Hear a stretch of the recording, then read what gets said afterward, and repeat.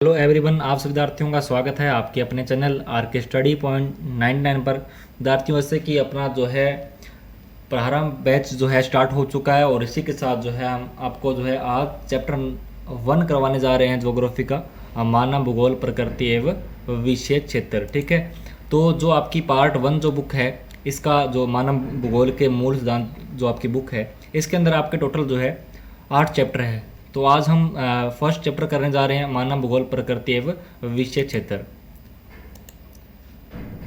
देखिए, एक विषय के रूप में भूगोल, यानी भूगोल को जो है हम एक सब्जेक्ट के रूप में पढ़ते हैं। ज्योग्राफी का मुख्य सरोकार जो है पृथ्वी को मानव के घर के रूप में समझना और उन सभी तत्वों का अध्ययन करना जिन्होंने जो है मानव को पोषित किया है। यानी कि जो पृथ्वी है, पृथ्वी जो है मानव का निवास स्थान है। ठीक है, मानव के जो है घर इस पे होते हैं, यानी कि मानव निवास करता है पृथ्वी पर, और उसी को समझना।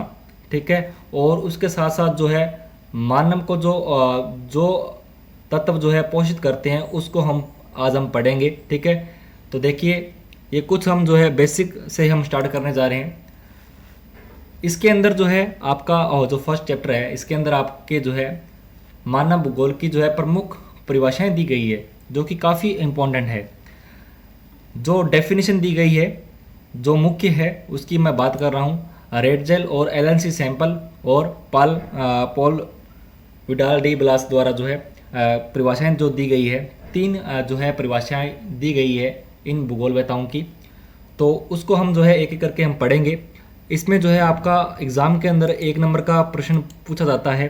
ठीक है, आपसे परिभाषा पूछ लेता है और आपको जो है कुछ ऑप्शन दे दिए जाते हैं कि उनमें से जो है किस विद्वान ने जो है यह परिभाषा दी थी। ठीक है, उसके हिसाब से आपको 4 ऑप्शन दे दिए जाते हैं। ठीक है, 1 नंबर का आपका जो है प्रश्न आता है।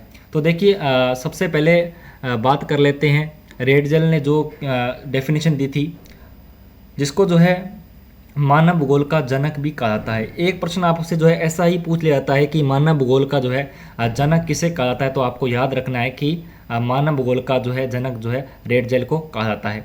तो रेडजेल ने जो है क्या परिभाषा दी थी उसको हम पढ़ते हैं। मानव भूगोल जो है मानव समाजों और धरातल के बीच जो है संबंधों का संश्लेषित अध्ययन है। ठीक है, इसको थोड़ा सही कर लेना। तो ये जो है परिभाषा दी थी रेडजेल ने। आपको यहाँ तक ये याद रखना है कि मानव भूगोल का जो है जनक किसे कहा जाता है, तो आपको याद रखना है कि रेडजेल को जो है मानव भूगोल का जनक कहा जाता है। ठीक है, तो स्टार्ट करते हैं, आगे नेक्स्ट देखते हैं। तो अपनी जो दूसरी जो परिभाषा दी गई थी एलन सी सैंपल के जो अनुसार जो है इन्होंने क्या जो है परिभाषा दी थी वो हम पढ़ते हैं। मानव भूगोल जो है अस्थिर पृथ्वी और क्रियाशील मानव के बीच जो है परिवर्तनशील संबंधों का अध्ययन है।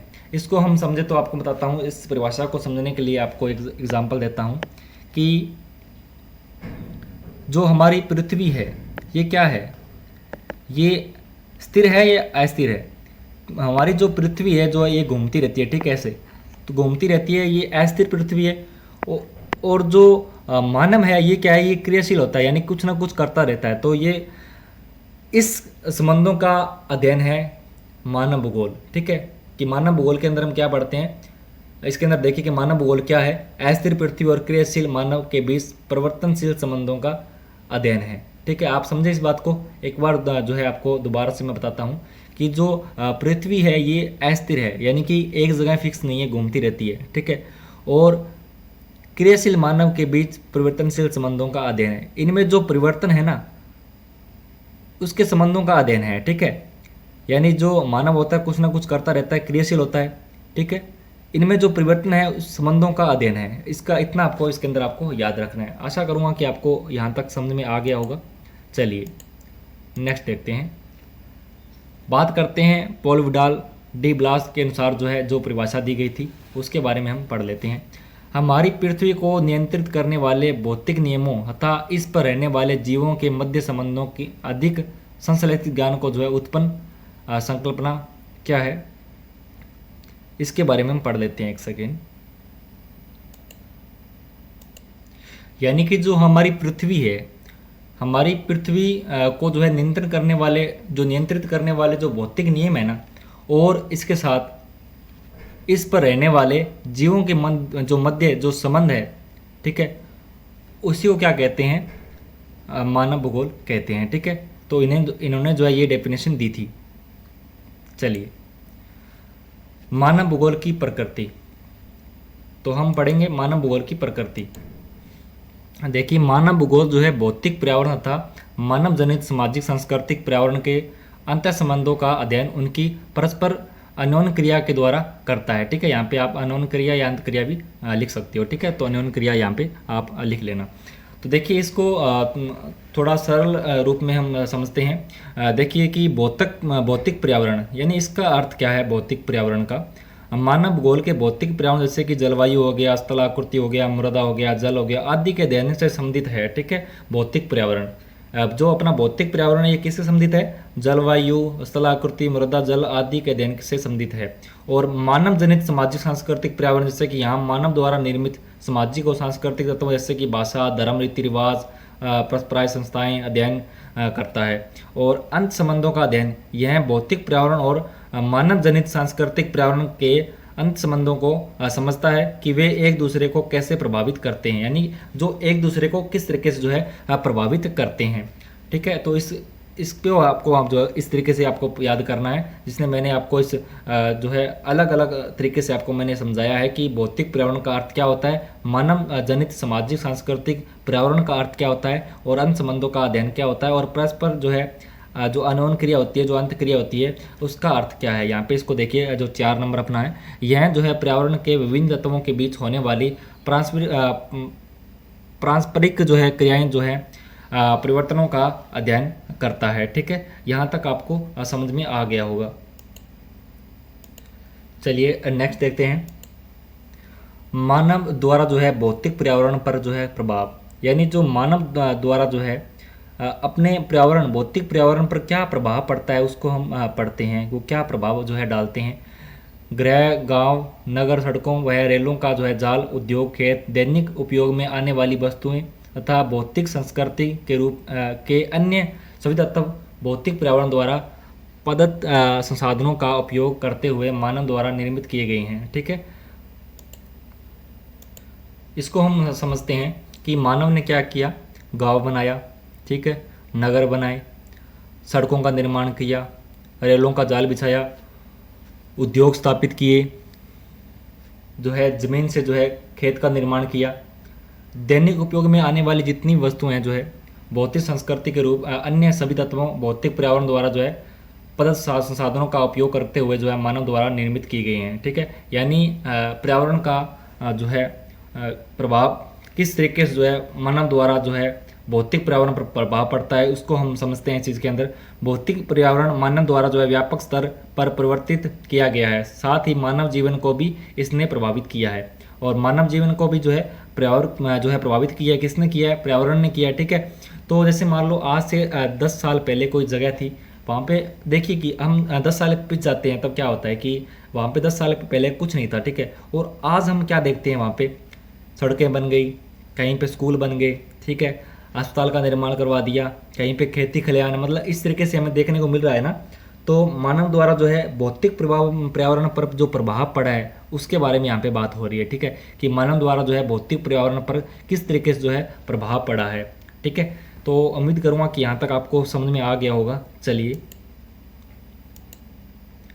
मानव का प्रकृतिकरण, प्रकृति का मानवीकरण, काफ़ी जो है प्रश्न पूछ जाते हैं इस टॉपिक से, तो इसको हम समझते हैं।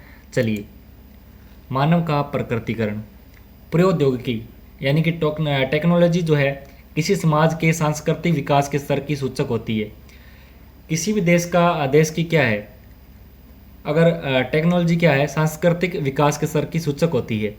मानव प्रकृति के नियमों को बेहतर ढंग से समझने के बाद जो है प्रौद्योगिकी का जो है विकास कर पाया है। यानी कि मानव जो है प्रकृति को नियमों को जो है बेहतर ढंग से जब समझने लगा, तब उन्होंने क्या किया कि एक टेक्नोलॉजी का जो है विकास कर पाया। जैसे कि उदाहरण के रूप में आप समझो कि अग्नि का आविष्कार कैसे हुआ। जैसे पत्थर टकराने से जो है अग्नि जो है का आविष्कार किया गया था। ठीक है, तो उन्होंने जो है लकड़ी को रगड़ना या किसी पत्थर को रगड़ना, ठीक है, इस प्रकार से जो है मानव ने यानी कि प्रकृति मानव ने क्या किया, प्रकृति के नियमों को बेहतर ढंग से समझने लगा। जैसे ही यानी समझा उस चीज़ को, मानव प्रकृति के नियमों को जैसे ही उसने समझा, तब क्या हुआ, टेक्नोलॉजी का विकास कर पाया मानव। ठीक है, तो यही चीज़ जो है मानव का प्रकृतिकरण है। ठीक है, चलिए उदाहरण आप इस तरीके से और भी इसके अंदर देख सकते हो कि कृषि, जो बारिश पर जो है निर्भर खेती जो थी, ट्रैक्टर, ट्यूबवेल इस प्रकार से का आदि का जो है उपयोग करने लगा। बिजली का उत्पादन कैसे हुआ, उद्योग हो गया, परिवहन हो गया। ठीक है, इस तरीके से आप इस चीज़ को समझ सकते हो। चलिए नेक्स्ट देखिए, मानव का प्रकृतिकरण। प्रकृति का ज्ञान जो है प्रौद्योगिकी को जो है विकसित करने के लिए महत्वपूर्ण है, और प्रौद्योगिकी मनुष्य पर जो है पर्यावरण की बंदिशों को जो है कम करती है। प्राकृतिक पर्यावरण से जो है अन्योन्य क्रिया की जो है आर्थिक अवस्थाओं में मानव इससे अत्यधिक प्रभावित हुआ था। उन्होंने प्रकृति के आदेशों के अनुसार जो है अपने आप को ढाल लिया। तो इसके अंदर क्या है कि जो प्रकृति का जो ज्ञान है ना, वो क्या है, टेक्नोलॉजी को जो है विकसित करता है। पर्यावरण की जो बंदिशें जो थी ना, उसको कम करती है। यानी कि मान लो गर्मियों में बहुत ज़्यादा गर्मी पड़ती है, तो मानव ने क्या किया, टेक्नोलॉजी का विकास होने पर जो है एसी बनाए, कूलर बनाए, जिससे जो है हमें गर्मी कम लगती है। सर्दियों के अंदर जो है ऐसे गर्म कपड़े बनाए, जिससे जो है हमें सर्दी कम लगती है। ठीक है, तो प्राकृतिक पर्यावरण से जो है अन्योन्य क्रियाओं की आर्थिक अवस्थाओं में मानव इससे अत्यधिक प्रभावित हुआ। यानी कि पहले क्या था कि मानव को जब जो है प्रकृति का जो ज्ञान नहीं था, तब क्या था कि वो इस चीज़ से डरता था। यानी कि प्रकृति से जैसे बहुत ज़्यादा बारिश आ गई, तब क्या होता कि श्राप मान लिया जाता था कि बारिश बहुत ज़्यादा हो रही है ना। लेकिन उसके बाद में क्या हुआ, उन्होंने प्रकृति के आदेशों के अनुसार जो है अपने आप को ढाल लिया, उस चीज़ को समझने लगा और टेक्नोलॉजी का विकास हुआ। चलिए आगे देखिए, इस चीज़ को जो है यहाँ पे देखिए पर्यावरणीय निश्चयवाद, और इसी को जो है पर्यावरणीय नियतिवाद भी कहा जाता है। और इसी यहाँ से जो है प्रश्न उठता है। रेडजल ने इसको सपोर्ट किया था और हंटिंगटन ने जो है इसको सपोर्ट किया था। चलिए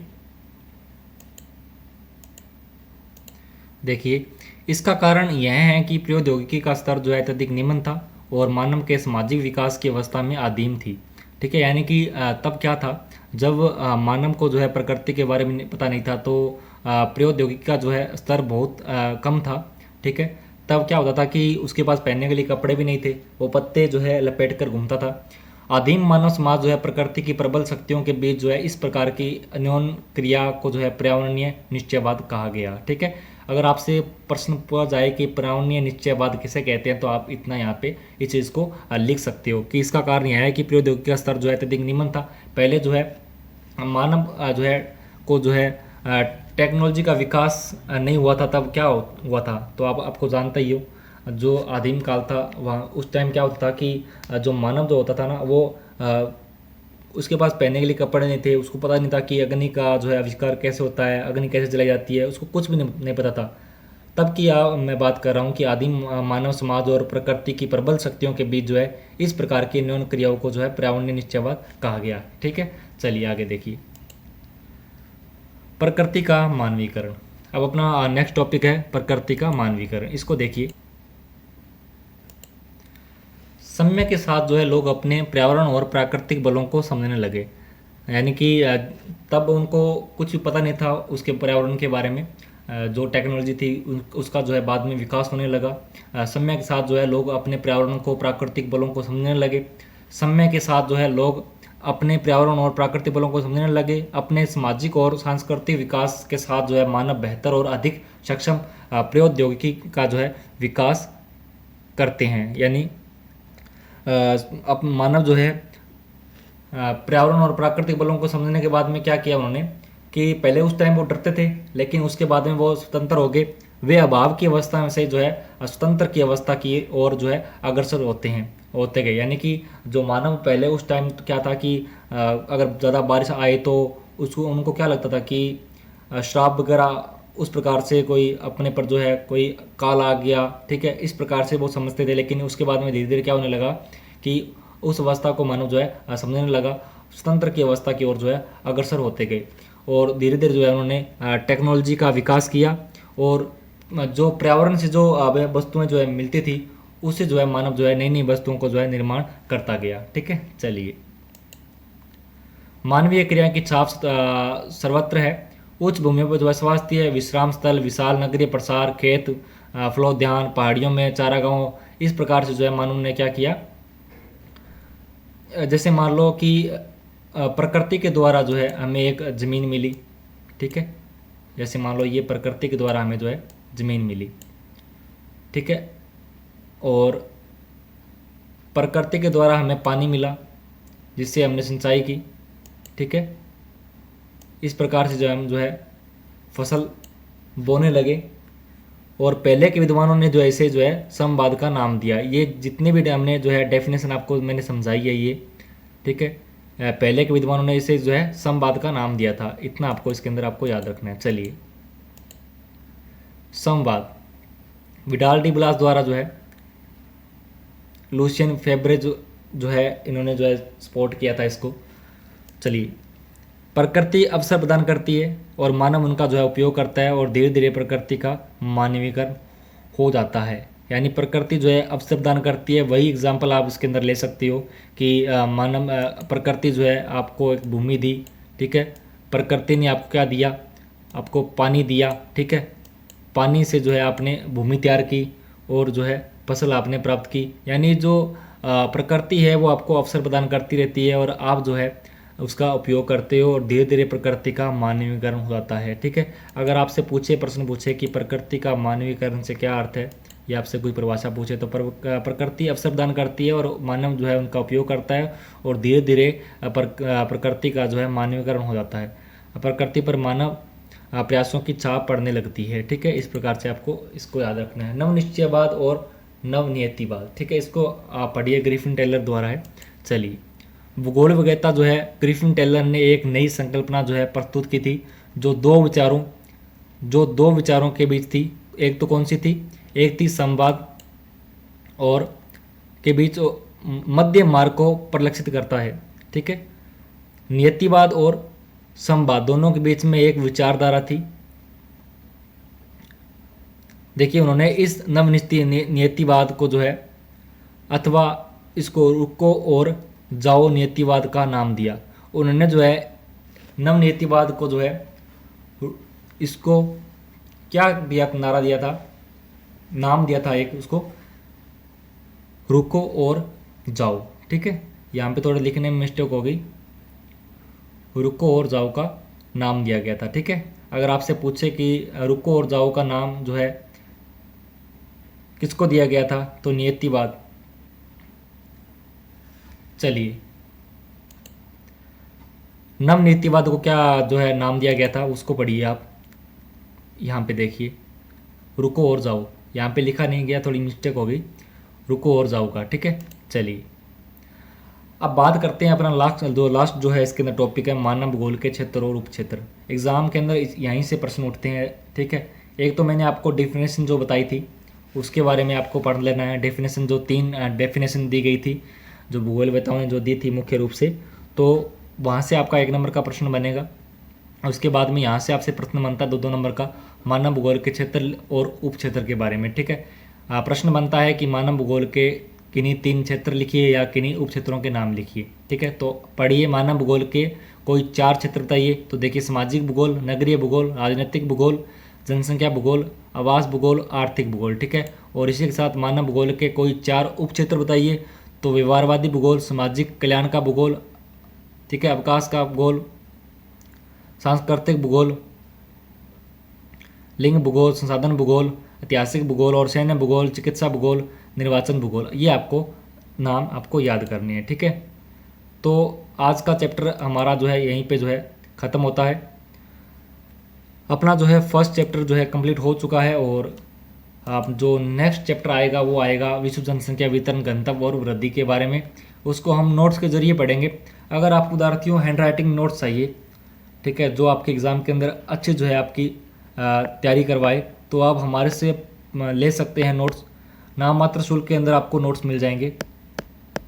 नोट्स को लेने के लिए आपको करना क्या है वो थोड़ा आपको बता देता हूँ। आपको जो है हमें जो है व्हाट्सएप पे मैसेज करना है। व्हाट्सएप पर मैसेज करिएगा आप, 60 रुपये में आपको जो है नोट्स मिल जाएंगे नाम मात्र शुल्क के अंदर। सिर्फ आपको जो है 60 रुपये में नोट्स मिलने वाले हैं जो कि हैंड राइटिंग नोट्स रहेंगे। उसके लिए आपको सिंपली क्या करना है, 9352726447 9352726467 पे आपको जो है व्हाट्सएप मैसेज करना है और आपको जो है 60 रुपये में दोनों बुक्स के कंप्लीट नोट्स आपको मिल जाएंगे। इस नंबर पे आपको व्हाट्सएप मैसेज कर देना है, ठीक है। आपको बहुत ही अच्छे नोट जो है जो हाथों से लिखे हुए हैं आपको हैंड राइटिंग नोट्स मिलेंगे जो आपके एग्ज़ाम के अंदर काफ़ी मदद करेंगे। आप मैं गारंटी लेता हूँ कि अगर आप नोट्स को पढ़ लेते तो आपको जो है ज्योग्राफी सब्जेक्ट के अंदर जो है 90+ ही आपके नंबर आएंगे।